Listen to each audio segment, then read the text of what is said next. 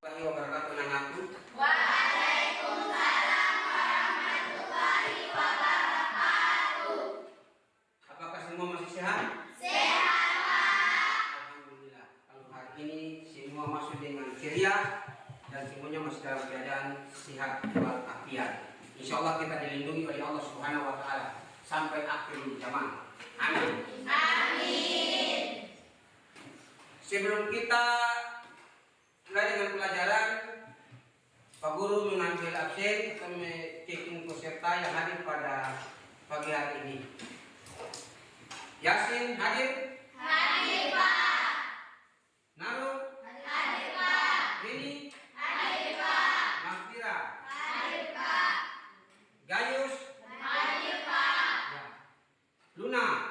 Hadir, Pak. Ya, alhamdulillah semua hadir pada pagi hari ini dengan sehat. Insya Allah sampai dengan kita belajar bukan menjadi berkah pada pagi hari ini untuk kita semua. Baik anak-anakku, sebelum kita belajar, kalau kita mulai dengan pelajaran tentang fungsi tahara, maka kita mendahulukan pada pagi hari ini yaitu membacakan doa yang dipimpin oleh ketua kelas. Kepada ketua kelas disilakan.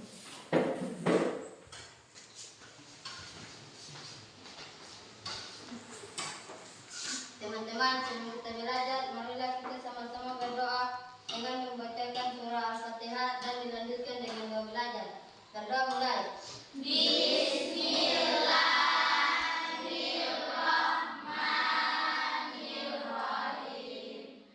Alhamdulillahirabbil alamin. Ar-Rahmanirrahim. Maliki yaumiddin. Iyyaka na'budu wa iyyaka nasta'in. Ihdinas siratal mustaqim. Siratal ladzina an'amta 'alaihim ghairil maghdubi 'alaihim waladdallin. Amin.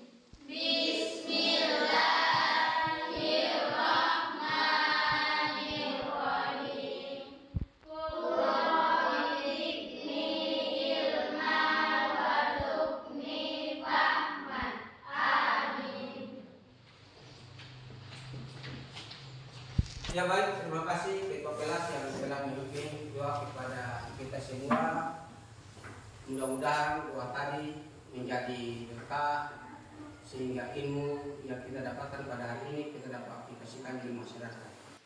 Kalau kita mulai dengan pelajaran kembali di pertemuan yang ketiga dengan materi tentang fungsi tahara. Pada pertemuan ketiga ini, untuk menyemangati belajar kita pada pagi hari ini, kita membawakan satu buah lagu dulu.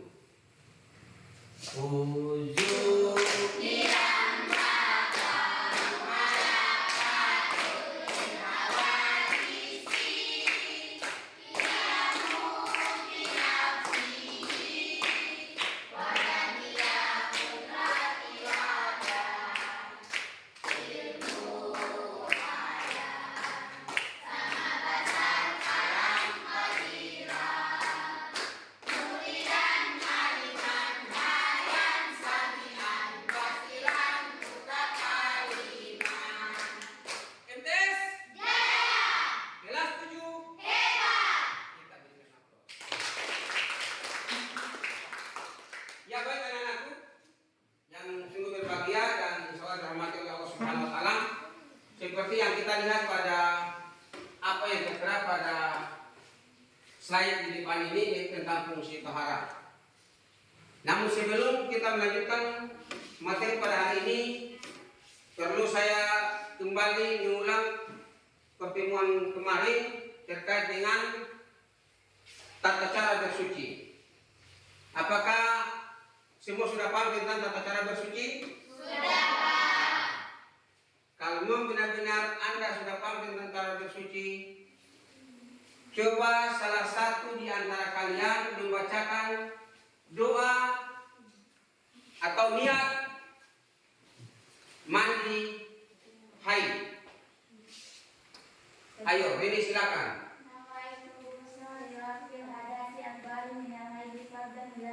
Iya, benar sekali. Ada yang sudah mengetahui tentang mandi bersih, yaitu haid, yaitu nawaitu ghusla rafil hadasi akbari minal haidi fatanillahi ta'ala. Itu bagi wanita yang selesai masa haid, lalu membersihkan diri. Lalu kalau andaikan laki-laki yang berjunub, maka membacakan doa yaitu nawaitu ghusla ayati hadasi asgari nal janabati fatanillahi ta'ala. Nah, itu bagi laki-laki yang berjunub. Iya, sepertinya Anda sudah memahami tentang tata cara bersuci. Apalagi minggu kemarin sudah ada yang praktek tentang tata cara bersuci. Kita lanjut pada materi yang berikut tentang fungsi tahara. Ya, seperti yang Anda ketahui bahwa definisi tahara menurut bahasa artinya bersuci. Menurut istilah melenyapkan sesuatu yang ada di tubuh, pakaian dan tempat yang menjadi hambatan bagi pelaksanaan sholat dan ibadahnya. Lainnya menurut tuntunan syariat Islam. Sesungguhnya Allah mencintai orang-orang yang bertaubat dan orang-orang yang mencintai diri. Ada hadis lain juga yang membuktikan hal tersebut, yaitu tentang hadis Nabi HR Muslim, yaitu hadis riwayat Muslim. La yaqbalullahu sholata ba'di tahura. Artinya Allah tidak menerima sholat seseorang yang tidak dalam keadaan bersuci. Itu hadis yang menyatakan dengan Al-Quran. Jadi umat manusia ini dia berpegang kepada Al-Quran dan hadis. Dia berpegang pada Al-Quran dan hadis. Segala sesuatu yang menyangkut dengan dalil, maka yang membuktikan pada surat Al-Baqarah 222 yang berbunyi tadi, innallaha yuhibbu tawwabina wa yuhibbul mutatahhirin. Itu dia sudah menjelaskan di dalamnya, diwajibkan bagi semua umat bahwa harus mensucikan diri ketika dia berjunub, ketika dia haid, ketika dia nifas. Nifas itu apa? Orang yang selesai Orang yang selesai melahirkan. Begitu. Jadi antara perbedaan orang yang selesai masa haidnya dengan orang yang selesai melahirkan. Kalau orang selesai melahirkan disebut dengan darah nifas. Membersihkan diri dengan baik, maka tidak diharuskan atau tidak diwajibkan untuk memegang mushaf Al-Quran, tidak bisa melaksanakan ibadah-ibadah lainnya, baik di rumah maupun di masjid. Dalil yang membuktikan seperti itu. Inilah surat Al-Baqarah 222. Innallaha yuhibbu tawwabina wa yuhibbul mutatahhirin. Iya, sepertinya Anda sudah mengetahui tentang definisi tahara. Pengertian bersuci.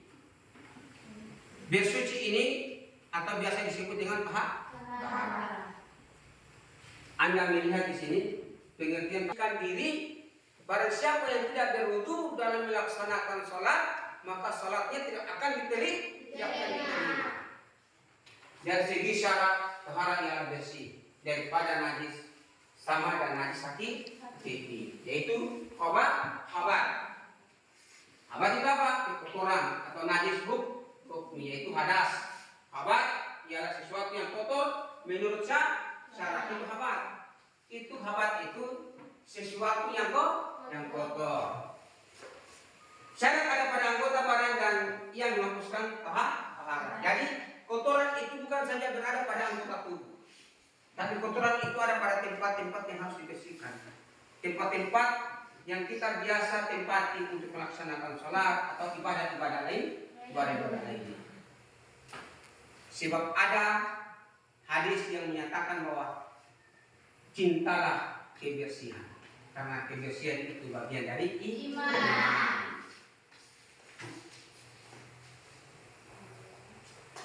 Allah Subhanahu wa taala telah menjadikan taharah, kebersihan, sebagai cabang dari keimanan.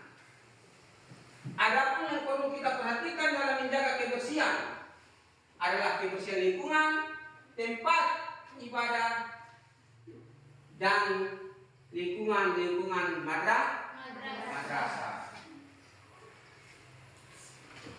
Kalau dilihat dari tempat ibadah, kemudian dari lingkungan sekitar, lingkungan yang ada di madrasah, ini membersihkan lingkungan itu bagian dari iman. Makanya dianjurkan itu setiap umat manusia itu harus mencintai yang namanya dengan kebersihan.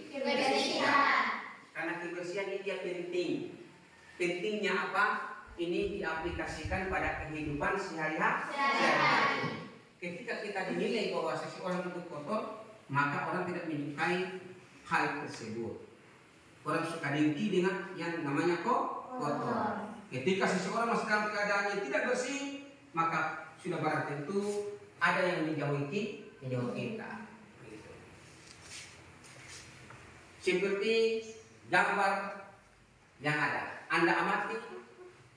Ini ada dua gambar yang digabungkan, yaitu membersihkan lingkungan dan tempat ibadah.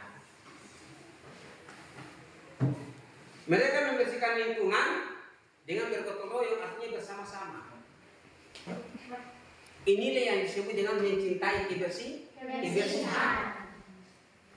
Membersihkan sesuatu yang ada pada lingkungan sekitar, pada lingkungan madrasah, dalam kehidupan sehari-hari, baik itu di rumah maupun di sekolah. Perbiasakanlah diri Anda untuk setiap bangun pagi, Anda bangun tidur, untuk selalu membersihkan tempat itu. Sebab membiasakan diri untuk selalu bersih, hidup nyaman, hidup tentram, insya Allah sampai akhir nanti kita akan bawa sampai dengan yang namanya mensucikan diri. Mencintai kebersihan sebagai bagian dari iman. Namun saja dia mencari sebuah keimanan. Imannya apa? Iman yang hakiki.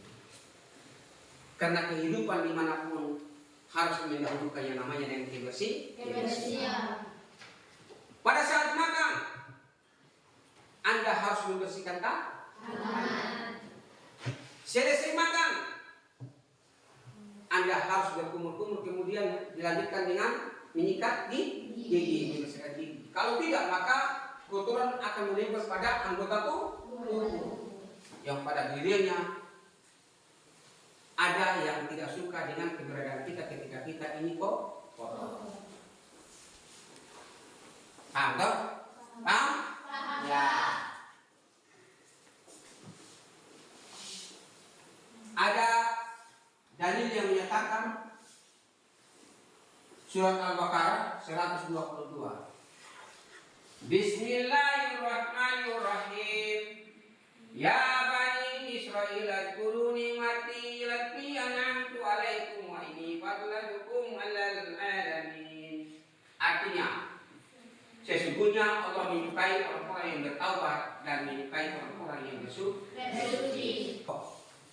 Yang nantinya Anda kerjakan di rumah, pada minggu berikut Anda kumpulkan tugas-tugas tersebut, ya, sesuai dengan fungsi tahara yang sudah dijelaskan oleh guru tadi.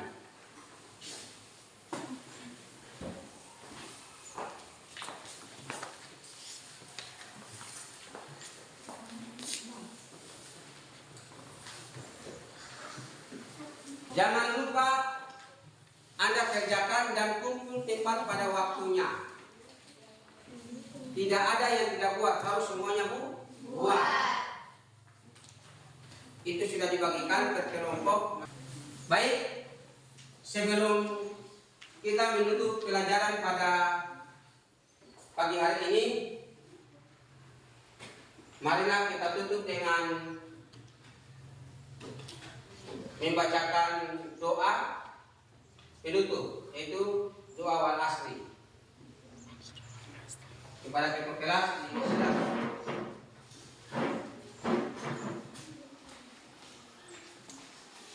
Teman-teman, sebelum kita mengakhiri pelajaran ini, marilah kita sama-sama membaca surat wal asri. Surat wal asri mulai. Bismillahirrahmanirrahim. Wal asri. Innal insana lafil khusri. Illa ladzina amanu wa amilus solihati wa tawasau bil haqqi wa tawasau bis sabri. Sadaqallahul azim. Amin. Ya, mudah-mudahan pelajaran ini akan membawa berkah bagi kita semua, sehingga kita menyerahkan di rumah